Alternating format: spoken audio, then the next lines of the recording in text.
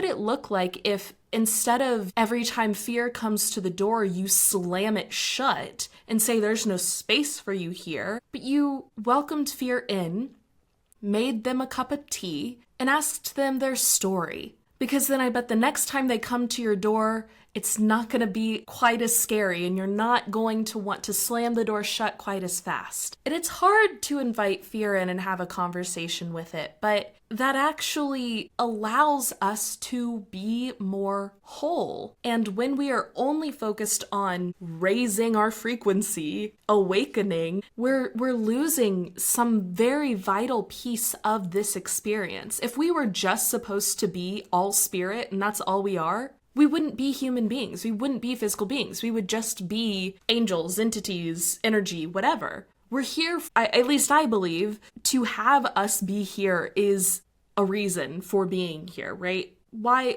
else is the universe experiencing itself in a physical way? Because there's physical awareness to it. It's embodiment. And I think we lose that a lot of the time. I also really love your analogy of the painting. I think that's really true. And even if it's done on purpose, right? Like Salvador Dali's Melting Clocks, right? It's like this very uncanny valley, but it's done purposefully to unsettle you and give you the feeling of like time being an illusion, right? And it's very artful, actually, when you can harness the things that feel weird and off and harness the way that we maybe don't include shadow all the time or don't include light all the time for experience. Yeah, I love that because, I mean, it goes back to that saying that I've heard a few times, and it's, you need to be, a master knows the rules, but also knows when to break them. Whereas an amateur or somebody learning breaks the rules without knowing them. And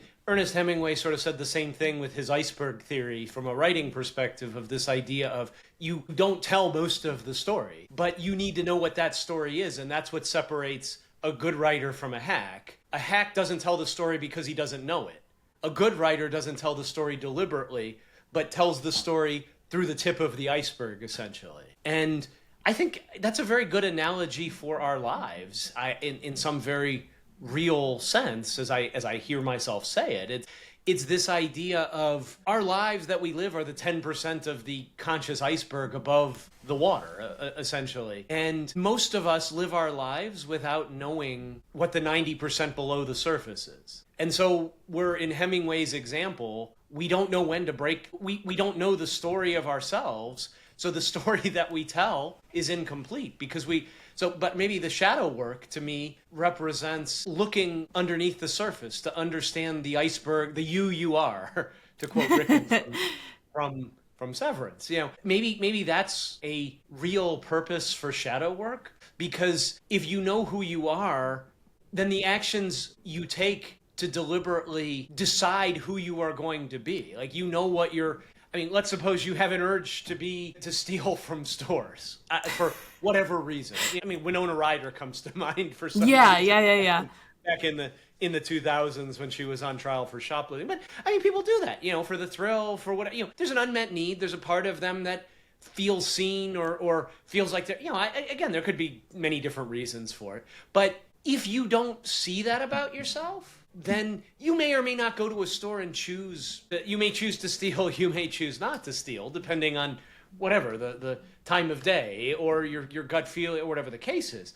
But if you don't understand the reason, it's so much harder. You're not making that decision to not steal from the store in full knowledge of who you are. You're kind of winging it. And I don't know if this is really the first time I've ever thought about this, so I don't know if I'm articulating it, but what do you make of that?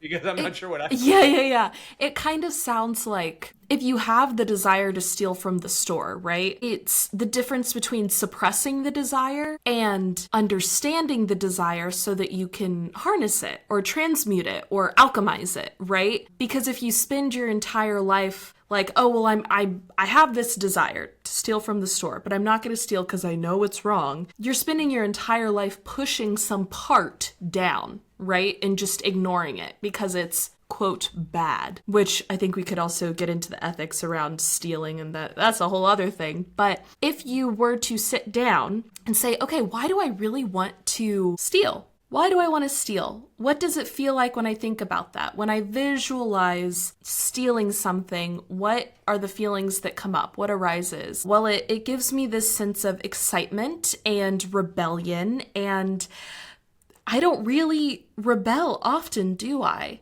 I actually never rebel, and I always take rules as a given. Why is that? And then you can start to like undo all of that and then dive into, okay, what's a healthy pro-social way to rebel? To rebel in a way that makes the world a better place, that you feel ethically aligns with the person you want to be and your values, as opposed to just stealing. Because I think also just going and stealing would be, okay, well, then are you just like giving in to this desire? And that's another way to suppress it, because you're just like, it's like when you're hungry, as opposed to thinking like, okay, what am I hungry for? And being like, oh, I'm really craving sugar. Let's go eat ice cream or whatever. But thinking, I'm really craving sugar. My body probably needs some energy. Let's have an apple. And like you can kind of wind the reasoning behind it. And maybe you still decide, like, yeah, I'm craving sugar. But I'm going to intentionally choose to eat the ice cream. In the knowledge of what it is, I think it still makes it an empowered choice. You don't always have to go for the apple. You don't always have to say, oh, and now I'm not going to steal.